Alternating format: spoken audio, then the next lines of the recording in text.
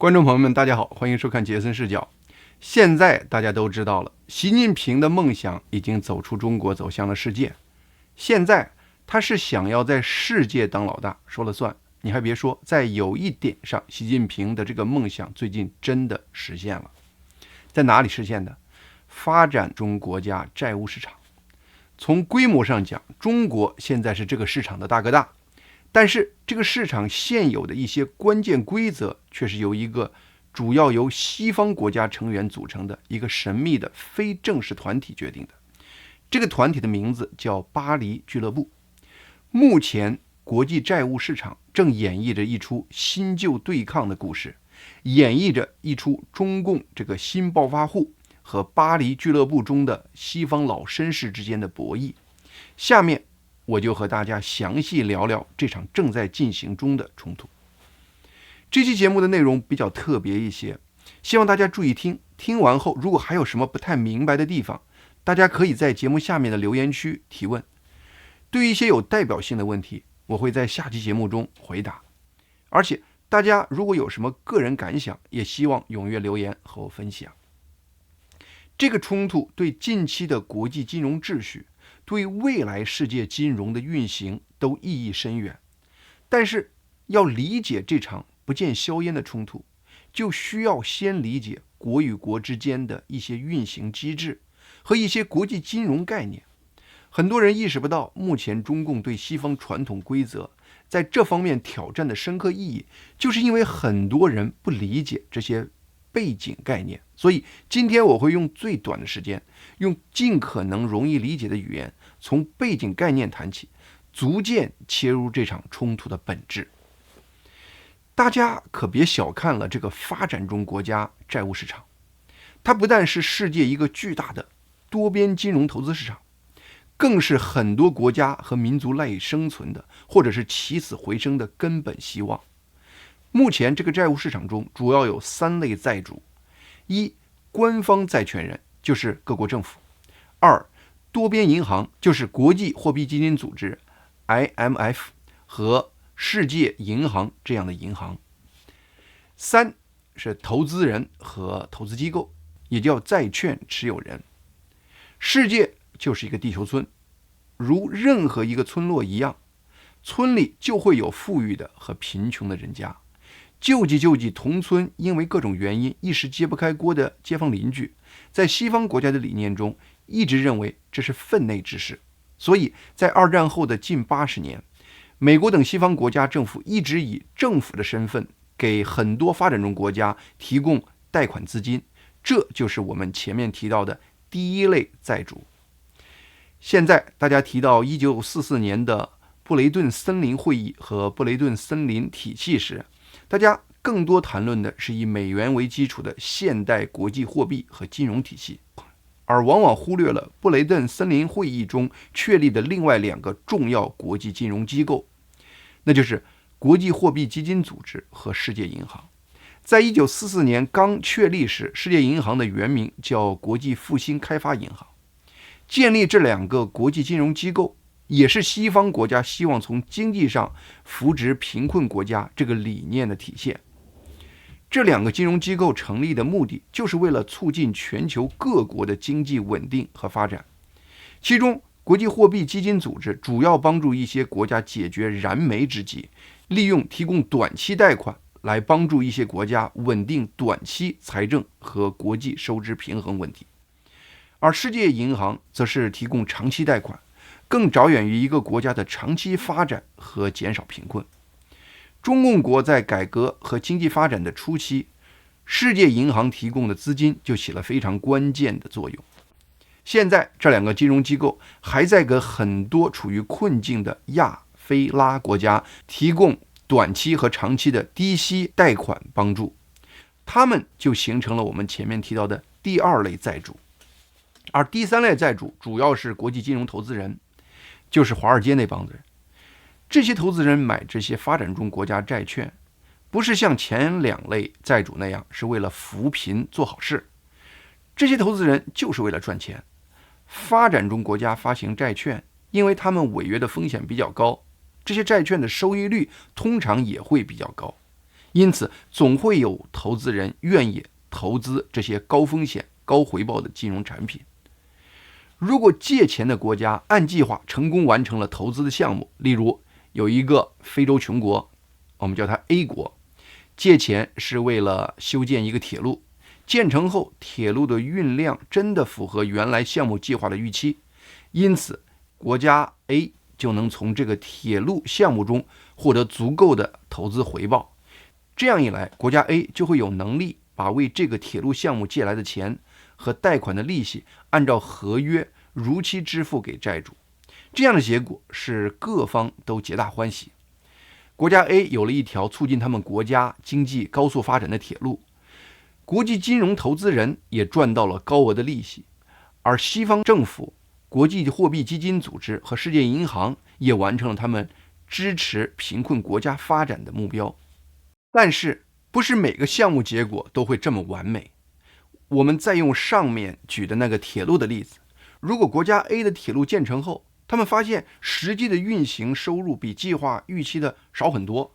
国家 A 从铁路运行赚的钱根本不能按合约给那些债主，也叫债权人如期支付利息和归还本金。例如在建设规划中，国家 A 预计建成后铁路的每年运营收入可以让国家 A 每年有能力还1亿美元的利息和本金。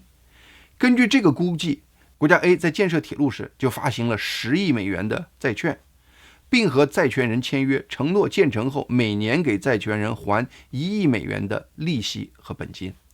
现在铁路的实际运营收入只有当年预计的一半，5000万美元。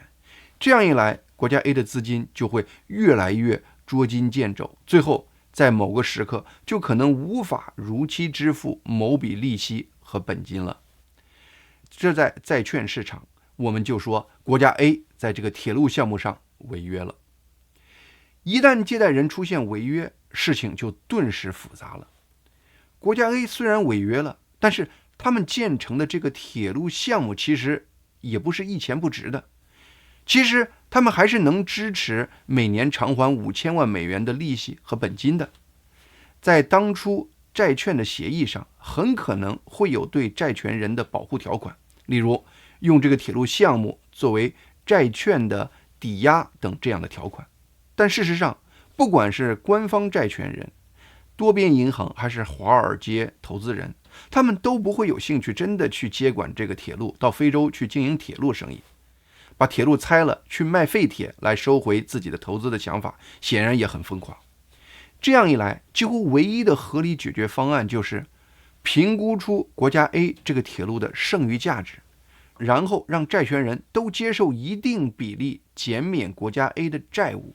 从而把国家 A 的总欠款规模降下来，降到和评估的剩余价值相符的程度，然后再和国家 A 签一个新的协议。这个新协议会考虑铁路运营的实际收入，让国家 A 每年归还5000万，而不是原来1亿美元的利息和本金。达成这样的协议，对国家 A 和债权人都有好处。对借债人国家 A 来说，如果不达成这样的协议，就没人会愿意再给国家 A 借钱。一般的投资人自然不会愿意给借钱不还的违约人再投资。就是国际货币基金组织这样的机构也不敢给国家 A 借钱了。尽管国际货币基金的宗旨之一就是解贫困国家的燃眉之急，但是如果国家 A 处于对官方债权人和投资人欠债违约的状态，搞不好国际货币基金组织给国家 A 提供的新资金都可能被其他债权人用法律诉讼的方式给截留了。因此，国际货币基金给国家 A 再提供资金援助的前提，一般都会要求国家 A 先把目前的债务纠纷给解决了。当然，对债权人来说，也是越早解决这个违约的烂摊子越好。一方面，在财务上，这样他们就能把这边投资的本金损失给理清，这对很多公司的正常运营非常重要。另一方面，对剩余的投资估值，他们也会又开始有利息收入了。但是要达成这样的协议是很不容易的。首先，在现实中，如何给一个出现问题的项目重新估值，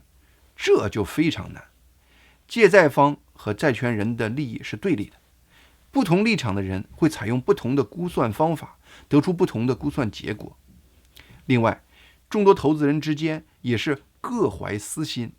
他们心中唯一共同的想法就一个，那就是最好是别人多赔些，我少赔些，因为谁都不想做赔钱最多的那一位，谁都不想做最冤枉的那个冤大头。成功的债务减免重组协议的一个关键点是，主要债权人必须统一思想，同进同退。任何一个债权人反悔，都会让整个协议破产，因为谁也不想在有人不愿意做出减免承诺的情况下，自己同意减免自己借出去的钱。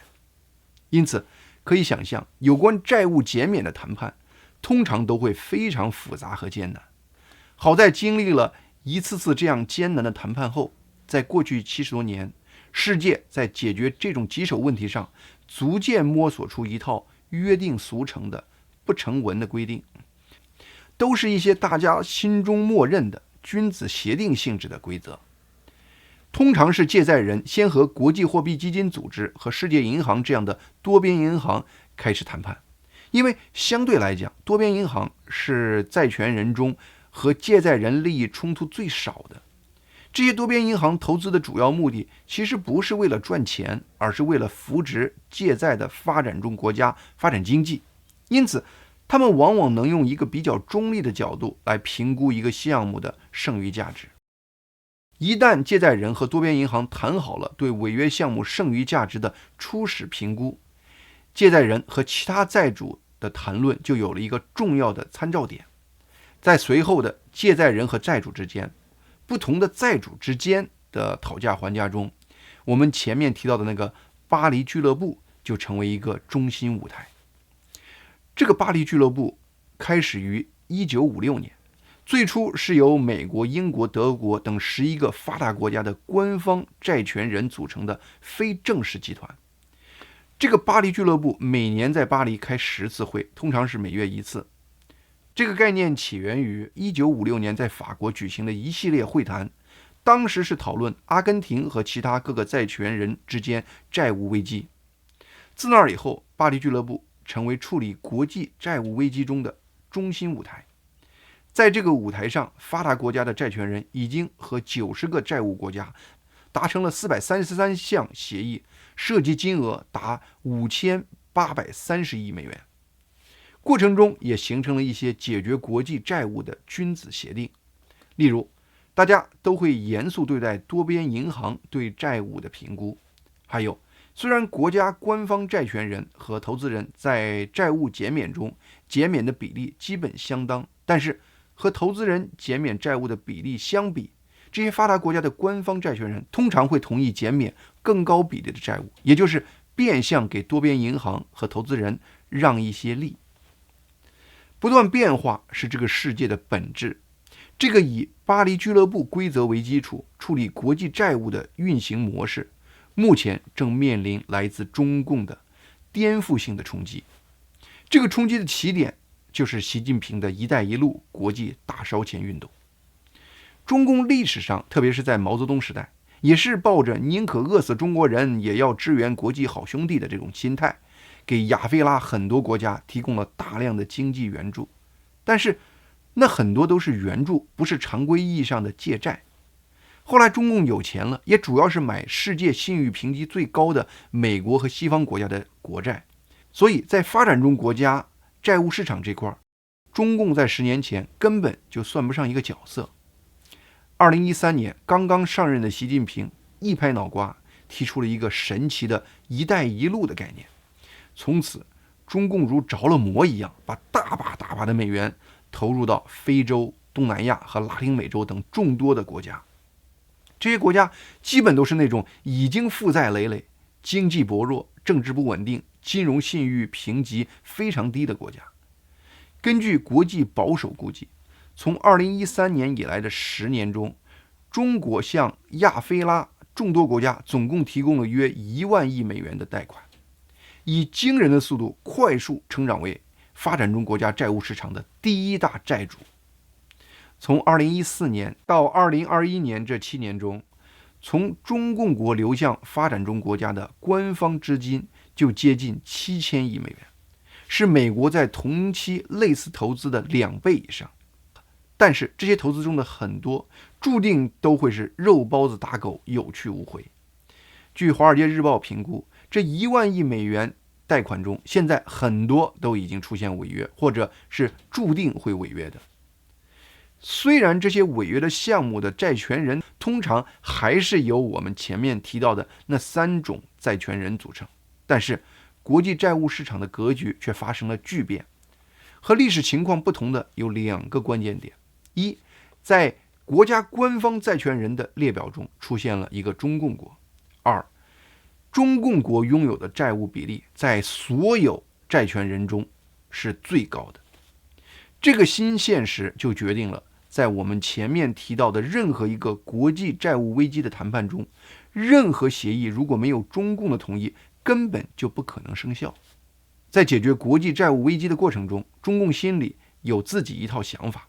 同时中共对历史上以西方国家为主导的、以巴黎俱乐部为中心的解决危机的机制和规则根本不放在眼里。中共的理念和现有国际秩序之间的冲突，由此在国际债务市场上是愈演愈烈。目前非洲的赞比亚就是这个冲突的焦点之一。中共政府通过在赞比亚承包修建机场和发电厂等项目的形式，借给了赞比亚约40亿美元。但是赞比亚的官员表示，很多项目资金已经被中共和赞比亚官员之间的腐败行为给侵吞了。但是这些项目中的许多项目离实现项目在规划时的目标还很远。最后，赞比亚在2020年终于发生了债务违约。2021年，在赞比亚随后和国际货币基金组织的讨论中，国际货币基金组织同意给赞比亚提供一项14亿美元的救助计划，但前提是赞比亚必须先和其他国家的债权人达成一个对他的债务进行削减和重组的协议。赞比亚和多方国际债权人都想尽快达成一个新的债务协议，唯独中共在这个问题上反复拖延，不愿给出任何明确的表态。多个国家的官员，包括美国财政部长耶伦，多次恳请中共和巴黎俱乐部谈判，以尽快达成一个解决方案。中共政府虽然表面同意参加谈判，但谈判拖了2年，依然没有任何进展。内部知情人士说，大家谈不拢的主要原因是中共非常固执地坚持他的想法。知情人士说，中共首先就把巴黎俱乐部历史上国家官方债权人多吃一些亏的这个做法扔到了窗外，要求国际投资人要承担比官方债权人更大比例的损失。这个要求和巴黎俱乐部的常规做法是背道而驰。经过多轮谈判后，在10月份，多个国际投资机构终于表示同意承担40%的损失，这个比例和官方债权人削减债务的比例大致相同。就这样，这些国际投资人兴奋地宣布，中共终于可以支持这个协议了。但是2周后，中共的代表又突然否决了国际投资人的这个说法，再次强调要求国际投资人必须承担更高比例的损失，而且还提出要多边银行也要豁免更多的债务。中共的这个决定让整个谈判又回到了原点。中共这样做其实是在耍无赖。像国际货币基金组织和世界银行这样的多边银行，他们其实不是常规的商业银行，他们给这些发展中国家的贷款通常利息都很低，根本不是以赚钱为目的的。这些银行的钱其实主要是美国等这样的国家给贡献的。例如，按照国际货币基金组织的规定，世界各国给他贡献的资金的比例应该和这个国家在世界经济中占据的比重来决定。目前中共国是世界第2大经济体，它的经济已经占全球经济的 18%， 是日本经济规模的 3.5 倍。但是在给国际货币基金组织贡献资金时，中共却还是反复哭穷，目前贡献的比重还只有6%，还排在日本之后。而同时，美国给国际货币基金组织贡献的份额最高，达到了16.5%。在这样的情况下，中共要求国际货币基金组织这样的多边银行在债务减免做出更多让步，其实就是变相让美国这样的国家为赞比亚的债务更多的买单。对此，美国当然感觉不爽。中共把历史常规通通扔到窗外，威胁国际债权人按照他的新规则做事的态度，造成目前有关赞比亚的债务减免和重组谈判陷入僵局。在过去近3年中，赞比亚因为他没法解决他现有的债务问题，而无法得到任何新的国际援助。结果是赞比亚的货币从2022年9月到2023年4月短短7个月就贬值了1/3，与之伴随的是物价飞涨、经济萎缩、收入下跌。在极端痛苦中的赞比亚知道中共是不会在乎他的痛苦的，赞比亚只好向美国恳求，希望美方能退一步，不要在他的债务问题上和中共对着来。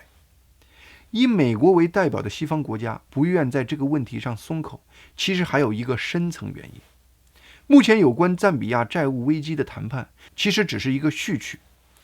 赞比亚欠债数量其实并不大，中共是利用赞比亚这个范例在强推一套他想要的未来解决国际债务的新规则。如果美国和西方国家在这个问题上松口了，未来面对更大的债务危机，例如阿根廷或巴基斯坦的债务危机，到那时候的谈判，中共就会以赞比亚的解决方案为范例，更加强硬要求世界按中共没有道理的这个要求办事，而让中共提出的化解国际债务危机的方案成为未来世界的惯例。如果真这样，这就等于是中共在变相让美国这样的国家为习近平的一带一路烂尾工程部分买单。中共在赞比亚债务问题上蔑视国际历史惯例，同时固执强推自己的不合理方案。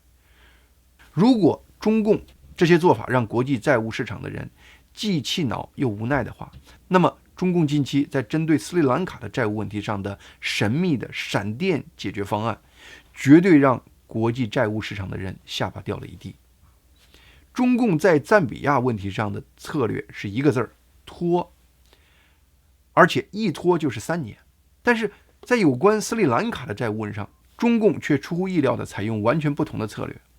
斯里兰卡在中共的一带一路计划中处于一个战略关键点。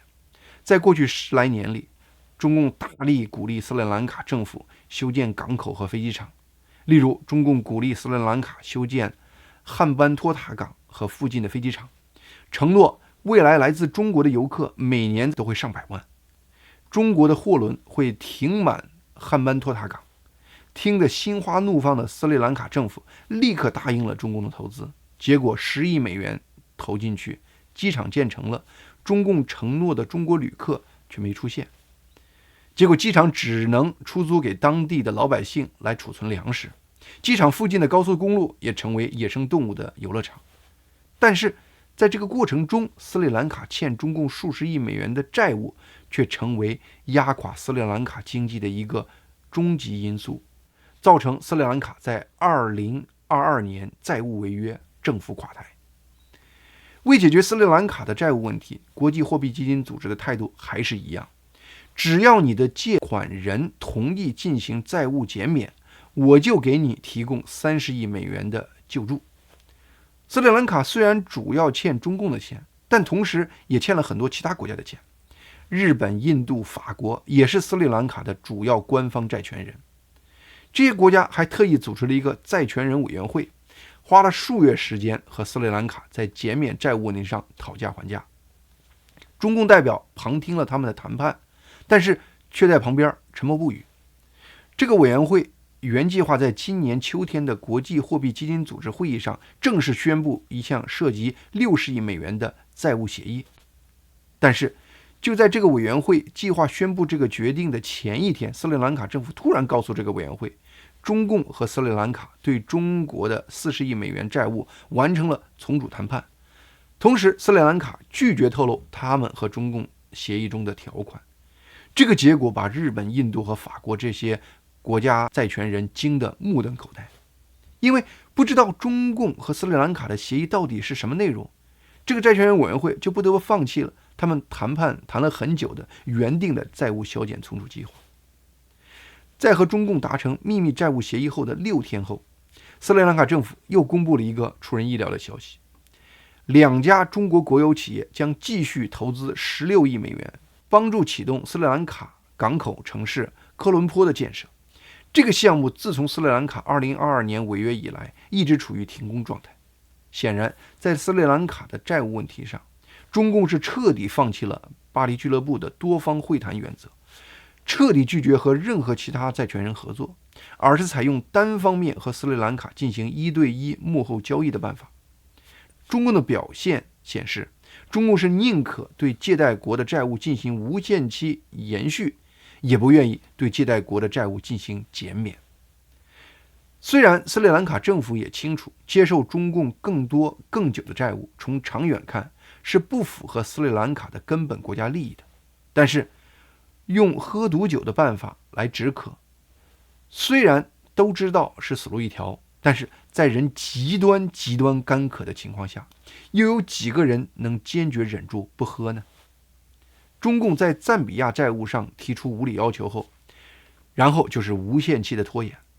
在斯里兰卡债务危机中，又是完全不把其他债权人放在眼里，一意孤行，快速黑箱作业。中共单方面给斯里兰卡提供更多的资金的做法，让斯里兰卡的其他债权人完全丧失了对斯里兰卡谈判中的筹码。中共的这些种种做法，让国际债务市场极度困扰。按中共这么玩下去，国际债务市场真会被中共玩残的。因为赞比亚和斯里兰卡的其他债权人现在都僵到那里了，完全不知道下面该如何解决这些债务问题了。很多国际投资人奇怪，我们都急着想从我们的账面上理清这些债务的实际价值，为什么中共这方面就一点也不着急呢？其实这个问题还正是问题的关键。一个正常国家的公司和政府是希望自家的账目清楚，这样才方便未来的经济决策。但是在中共这里，在很多问题上，特别是在账面这些问题上，一笔糊涂账，这就是习近平和中共各级官员的最爱。大家都知道，习近平的一带一路目前至少已经把1万亿美元给扔到世界各地了，这些钱最后能收回来多少？现在还值多少？大家心里都知道，真实数据一定非常难看。那一笔笔数十亿、上百亿的债务留在账面上，中共就能把它们描绘为数十亿、上百亿的资产。一旦正式签署了债务减免协议，那一笔一笔损失就再也遮不住了。因此，在一带一路这个项目上，账面越清楚，习近平的政绩就越难看，参与一带一路的中共银行和党企的业绩也就越来越难看。在中共最近的中央经济工作会议上，中共再次强调要加强经济宣传和舆论引导，要畅想中国经济的光明论。从这个角度看，一笔糊涂账就实实在在的是畅想中国经济的光明论的数字基础。好，今天节目就到这里，谢谢大家的收看，希望大家能够订阅和推荐杰森视角这个频道。